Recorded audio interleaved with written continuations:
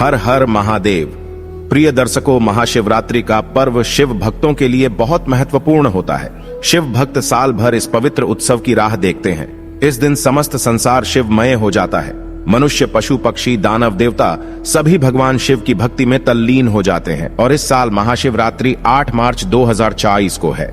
महाशिवरात्रि के दिन हम सभी शिव जी के मंदिर में जाकर उनकी पूजा आराधना जरूर करते हैं। शिव जी पर नाना प्रकार की वस्तुएं चढ़ाते हैं। दूध, गंगा जल आदि पदार्थों से शिवलिंग का अभिषेक करते हैं ताकि महादेव हमारी मनोकामना को पूर्ण करे और उनका आशीर्वाद हमारे ऊपर सदैव ही बना रहे। महाशिवरात्रि के दिन व्रत का पालन प्रत्येक शिव भक्त को करना चाहिए। इस दिन किए गए व्रत का फल अवश्य ही प्राप्त होता है। महाशिवरात्रि के व्रत के बारे में सभी पुराणों में वर्णन मिलता है। इस दिन व्रत करने वाले व्यक्ति को दिन भर भूखा रहना चाहिए अथवा फलाहार करना चाहिए। इस दिन भूखा रहकर जो भी व्रत का पालन करता है उस पर महादेव की कृपा होती है और उसके सभी दुखों का नाश होता है। महाशिवरात्रि के व्रत का सबसे महत्वपूर्ण नियम यह भी है कि इस दिन मनुष्य को महाशिवरात्रि के व्रत की कथा जरूर सुननी चाहिए। महाशिवरात्रि के व्रत की कथा सुनने पर ही व्रत संपूर्ण होता है। इस व्रत कथा को सुनने मात्र से सभी पापों का नाश होता है और मन की इच्छा पूर्ण हो जाती है। आप भी पूरी श्रद्धा और भक्ति से महाशिवरात्रि की व्रत कथा का श्रवण करें। आज हम आपको पुराणों में वर्णित महाशिवरात्रि की वह महान कथा सुनाने जा रहे हैं जो स्वयं महादेव ने माता पार्वती को सुनाई थी। मित्रों, एक बार माता पार्वती ने भगवान शिव से पूछा, हे प्रभु, ऐसा वह कौन सा श्रेष्ठ तथा सरल व्रत है जिसे करने पर मनुष्य मृत्यु लोक में भी आपकी कृपा को प्राप्त कर सकते हैं और मृत्यु के बाद उस प्राणी के समस्त पाप नष्ट हो जाते, जिस कारण से उसे मोक्ष की प्राप्ति होती है। उसी प्रश्न के उत्तर में भगवान शिव ने मां पार्वती को महाशिवरात्रि के व्रत के बारे में बताया था और उसकी कथा सुनाई थी। वह कथा इस प्रकार है। मित्रों, भगवान शिव कहते हैं, हे पार्वती, एक समय की बात है।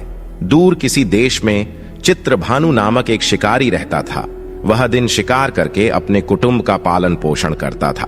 अत्यंत दरिद्री होने के कारण उसने अपनी पुत्री के विवाह के लिए एक व्यापारी से कर्ज लिया हुआ था, लेकिन वह कर्ज को समय पर चुका नहीं पाया, जिससे क्रोधित होकर व्यापारी ने उस शिकारी को एक शिव मठ में बंदी बना दिया और उसे कोठड़ी में कैद कर दिया। संयोग से वह दिन महाशिवरात्रि का था। मित्रों, भगवान शिव कहते हैं, हे पार्वती, उस दिन शिव मठ में शिव पुराण की कथाएं सुनाई जा रही थीं और वह शिकारी बड़ा ही ध्यान मग्न होकर शिव जी की कथाओं को सुनने लगा। फिर उसी दिन शाम को उस व्यापारी ने उस शिकारी को कर्ज चुकाने की बात कही। तब शिकारी ने अगले दिन सारा कर्ज चुका दूंगा ऐसा वचन साहूकार को दिया। तब जाकर वह कैद से मुक्ति पा लेता है।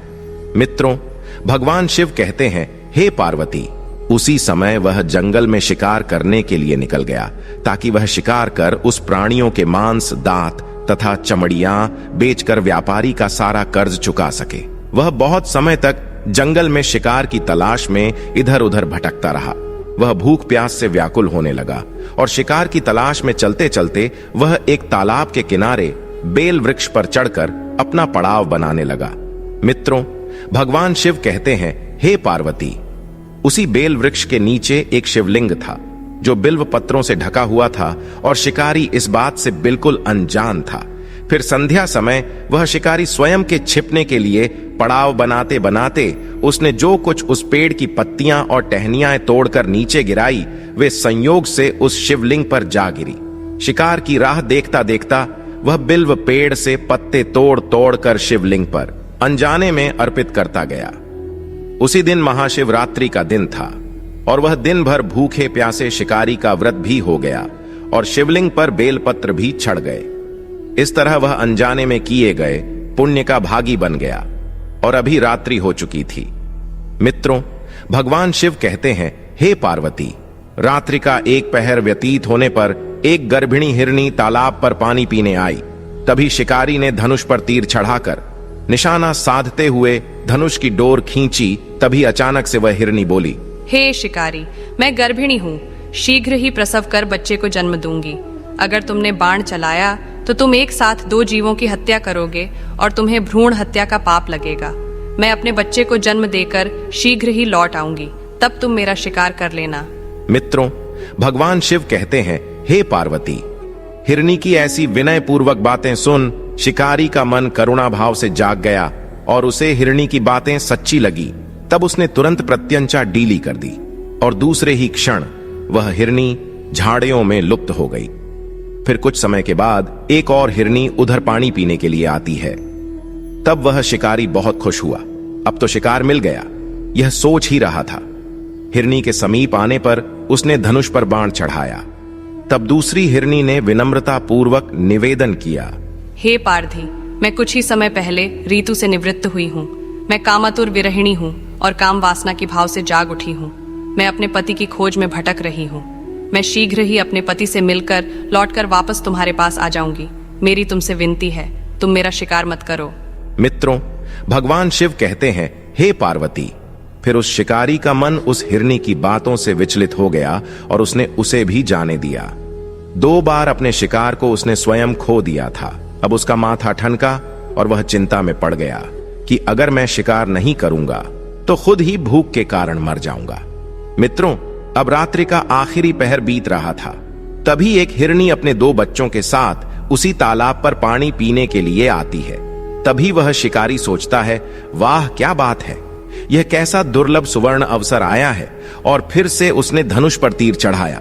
वह तीर छोड़ने ही वाला था कि वह हिरनी बोली, हे शिकारी, मैं इन बच्चों को इनके पिता के हवाले कर लौट आऊंगी। कृपा करो और मुझ पर दया दिखाओ। आप इस समय मुझे मत मारो। इन्हें छोड़कर मैं स्वयं आपके पास वापस आ जाऊंगी। मैं इस संसार को साक्षी मानकर आपको वचन देती हूँ। फिर भगवान शिव कहते हैं, हे देवी पार्वती, हिरनी के ऐसे वचन सुन शिकारी खूब हंसा और बोला, सामने आए शिकार को छोड़ दूं? मैं ऐसा मूर्ख नहीं हूं। इससे पहले मैं 2 बार अपना शिकार खो चुका हूं। मेरी भी पत्नी और बच्चे भूख से तड़पकर व्याकुल हो रहे होंगे। तब उत्तर में हिरनी ने कहा, जैसे तुम्हें अपने बच्चों की ममता सता रही है, ठीक वैसे ही मुझे भी अपने बच्चों की चिंता है। इसलिए सिर्फ बच्चों के नाम पर मैं थोड़ी ही देर के लिए जीवन दान मांग रही हूँ। हे शिकारी, मेरा विश्वास करो, मैं इन्हें इनके पिता के पास छोड़कर तुरंत लौटने की प्रतिज्ञा करती हूँ। हिरनी के करुण स्वर सुनकर शिकारी को उस पर दया आ गई। उसने उस हिरनी को भी जाने दिया। मित्रों, भगवान शिव कहते हैं, हे पार्वती, शिकार के अभाव में बेल वृक्ष पर बैठा शिकारी बेल पत्र तोड़ तोड़कर नीचे फेंकता जा रहा था।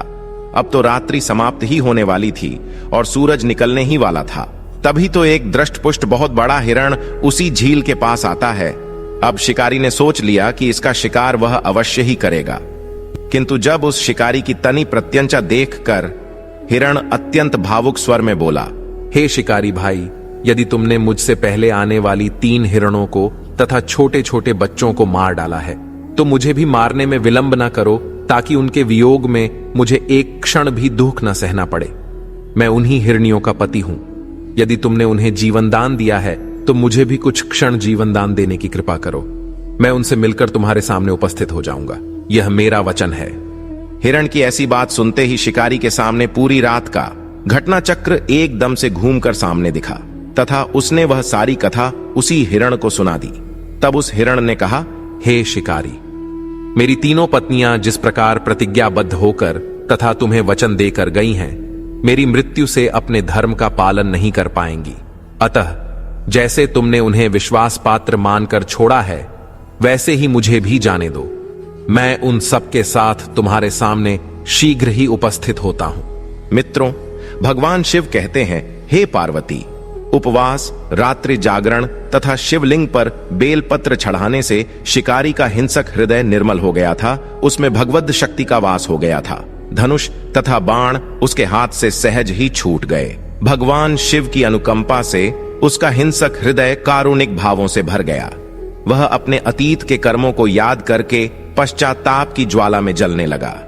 थोड़ी ही देर बाद वह हिरण सह परिवार के साथ शिकारी के सामने उपस्थित हो गया ताकि वह उनका शिकार कर सके।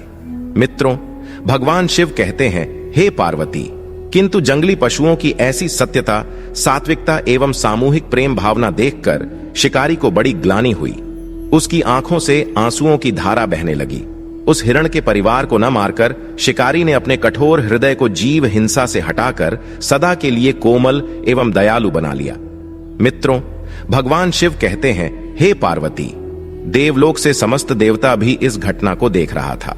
घटना की परिणति होते ही देवी देवताओं ने पुष्प वर्षा की। उसी समय स्वर्ग से एक दिव्य विमान उस जंगल में उतरता है और वे सभी शिकारी तथा हिरण का परिवार उस दिव्य विमान में देवताओं के साथ बैठकर मोक्ष को प्राप्त हो जाते हैं।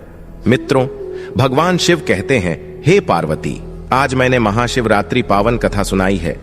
जो भी मनुष्य केवल निर्मल मन से मेरी आराधना करता है, चाहे फिर वह शिकारी भी क्यों ना हो, जो मेरे शरण में आता है, मैं उसे इस चराचर से मुक्ति दिलाता हूं। मित्रों, भगवान शिव कहते हैं, हे पार्वती, जाने अनजाने में जो भी भक्त मेरी शरण में आता है, वह समस्त पापों से मुक्त होकर परम मोक्ष को प्राप्त हो जाता है। मित्रों, इस प्रकार से महादेव ने अपनी लीला से एक शिकारी के हिंसक हृदय को भी प्रेम से भर दिया। इस महान कथा को सुनने मात्र से ही आपके सभी पापों का नाश हो गया है। आपके हृदय में भगवान शिव का वास हो गया है। आपकी अवश्य ही कोई मनोकामना पूर्ण होगी। अगर यह कथा आपको अच्छी लगी तो कमेंट में जरूर बताएं।